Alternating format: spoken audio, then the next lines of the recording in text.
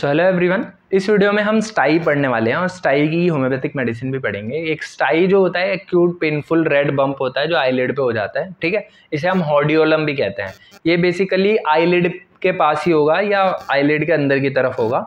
ये इन्फेक्शन है hair follicle का। देखो हमारी आईलिड पे हेयर फॉलिकल्स हैं, अगर इनका इन्फेक्शन हो जाए, वो भी स्टेफाइलोकोकल इन्फेक्शन स्पेसिफिकली, है ना, तो उसमें हम उसको स्टाई कहते हैं। और इसकी इटियोलॉजी वैसे तो सिर्फ स्टेफाइलोकोकल इन्फेक्शन नहीं है, और भी बहुत सारी इटियोलॉजी होती है, जैसे ब्लॉक्ड ग्लैंड। अगर जो ऑयल ग्लैंड्स हैं वो हेयर के इस टिप पे ही, मतलब जहाँ पे से ये हेयर उग रहा है वहीं पे टिप पे उसके ऑयल ग्लैंड्स की ओपनिंग है, अगर वो ओपनिंग ब्लॉक हो जाए तो उसकी वजह से भी स्टाई हो सकता है। या पुअर हाइजीन, अगर डर्टी हैंड से कोई छू रहा है तो इन्फेक्शन हो जाएगा। और अंडरलाइंग कॉजेज जैसे ब्लेफराइटिस की वजह से हो सकता है, ठीक है। तो stye red swollen tender lump on the eyelid है और पेन और डिस्कम्फर्ट होता है, पर्टिकुलरली जब ब्लिंक करते हैं उस समय पे। वाटरी आइज होगी, डिस्चार्ज होगा अफेक्टेड आई से, और सेंसिटिविटी होती है लाइट के लिए, ठीक है। इसमें जो जनरल मैनेजमेंट है वो होता है कि वार्म कंप्रेशन, बिल्कुल गरम गरम आप लगाओ ऐसे वार्म कंप्रेशन, और वार्म डैम्प क्लोथ लगाते हैं 10 से 15 मिनट के लिए सेवरल टाइम्स अ डे। तो इससे क्या होगा, स्टाई नेचुरली ड्रेन कर जाएगा। इसमें हम स्क्वीजिंग को कभी भी अवॉइड करते हैं, हमेशा कभी भी स्क्वीज नहीं करना, क्योंकि ऐसा करने से इन्फेक्शन जो है स्प्रेड कर सकता है। तो कभी भी स्टाई को स्क्वीज नहीं करना। अब इसकी जो थेरेप्स हैं उसमें थूजा है सबसे important.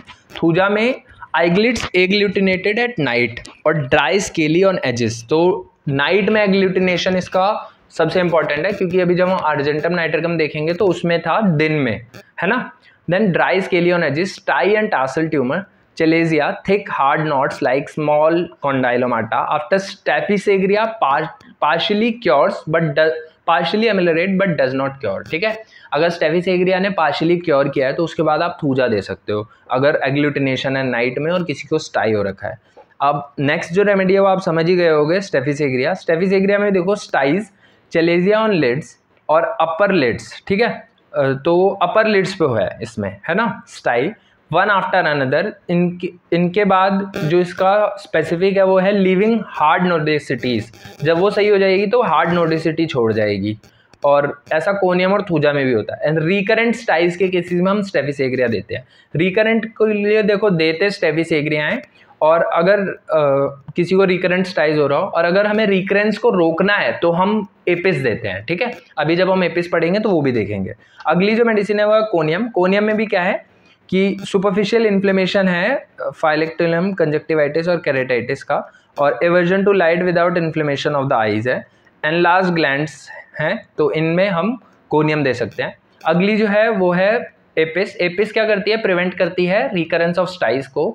Lid swollen, red oedematous होती हैं, एवर्टेड होती हैं, इन्फ्लेम्ड, बर्न एंड स्टाइज, ठीक है। कंजक्टिवा ब्राइट रेड पफी होगा, जैसा कंजक्टिवाइटिस में हमने इसको पढ़ा था। एग्रेवेशन होगा वार्म रूम में, वार्म एप्लीकेशन, और एमिलरेशन होगा ओपन एयर से। अगली जो मेडिसिन है वो है पल्सेटिला। पल्सेटिला में thick profuse yellow bland discharges होंगे।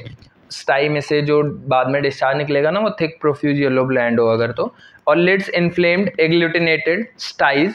एग्रेवेशन होगा इसमें भी वार्म रूम में और एमिलरेशन ओपन एयर में। और जनरल इंडिकेशन होगा thirstlessness in nearly all complaints. Then ये सारी मेडिसिन थी। वैसे तो मैंने यहाँ ग्रेफाइट्स भी लिख रखी है, बट ग्रेफाइट्स में मुझे कोई ऐसा पर्टिकुलर इंडिकेशन मिला नहीं। सो अगर मिलता है तो बाद में उसके ऊपर एक वीडियो बना देंगे। तो ये थे स्टाई के 4 थेरेप्स, जिसमें हमने थूजा, स्टेफिसेग्रिया, पल्सेटिला और एपिस, ये 4 मेडिसिन पढ़ी। So this was all about stye. मिलते हैं नेक्स्ट वीडियो में।